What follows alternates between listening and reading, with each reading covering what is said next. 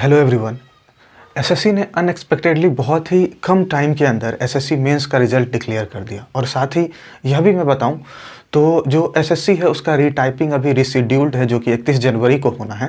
ठीक है, लेकिन अगर बात करें जो सीजीएल मेंस का जो मेरा पेपर था, मेरा 18 जनवरी को पेपर हुआ था और मैं रिज़ल्ट की बात करूं अपने स्कोर कार्ड की, तो वो आप देख सकते हैं। ये मेरा स्कोर कार्ड रहा जो कि बहुत ही ज़्यादा अनएक्सपेक्टेड था। ठीक है, अनएक्सपेक्टेड इसलिए कि मैंने सोचा था कि जो अटेम्प्ट्स है वो मैंने बहुत कम लिए थे, 109 अटेम्प्ट्स ही लिए थे, ये सोचकर कि नेगेटिव जो है जितना कम से कम हो सके उतनी ज़्यादा नेगेटिव कम होगी। लेकिन होता क्या है, इसका अपोजिट हो गया। जो कि मैं बताऊं तो जीके बहुत ही ज़्यादा अनएक्सपेक्टेड रहा।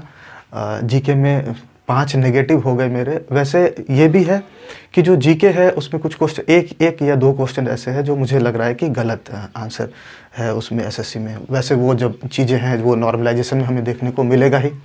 बाकी मैं बता दूं तो ओवरऑल पेपर ठीक था, बाकी सब्जेक्ट्स ठीक रहे। लेकिन अगर मैं बात करता हूँ जीके का तो वही थोड़ा सा मतलब कह सकते हो कि वो ज़्यादा ठीक नहीं रहा जैसे।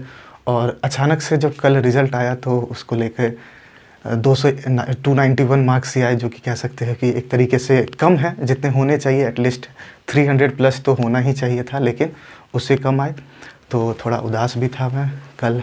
लेकिन अब क्या ही कर सकते हैं, अब जो भी है हमारे हाथ में वो तो है, बस प्रैक्टिस कर सकते हैं जितनी ज़्यादा हो सकता है, जितनी ज़्यादा प्रिपेयर कर सकते हैं। रिज़ल्ट तो हमारे हाथ में है नहीं, तो वो बाकी चीज़ें जो है वो एसएससी के ऊपर है। हमारा काम है अच्छे तरीके से मेहनत करना, और क्या कह सकते हैं, बस यही है। बाकी सब्जेक्ट्स में तो ठीक रहे मार्क्स। जैसे मैथ्स की बात करें तो जितने अटेम्प्ट्स किए थे एक नेगेटिव रहा।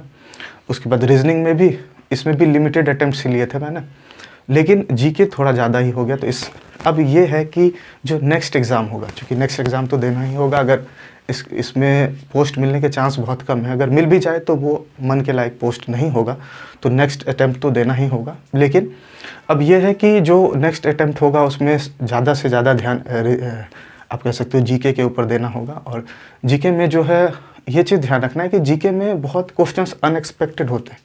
तो इन तीन सब्जेक्ट को तो स्ट्रॉन्ग करना ही है, सुपर स्ट्रॉन्ग कह सकते हो, सुपर स्ट्रॉन्ग करना होगा।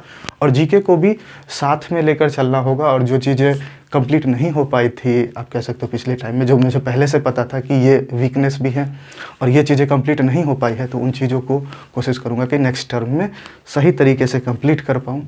और ज़्यादा उदास रहने से, बाकी कह सकते हो कि लगभग कल बहुत स्टूडेंट्स उदास भी होंगे बहुत मेहनत करने के बावजूद, और बहुत खुश भी होंगे जो जिनका 300 प्लस होगा।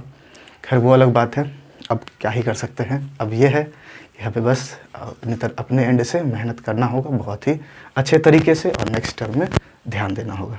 तो थैंक यू सो मच।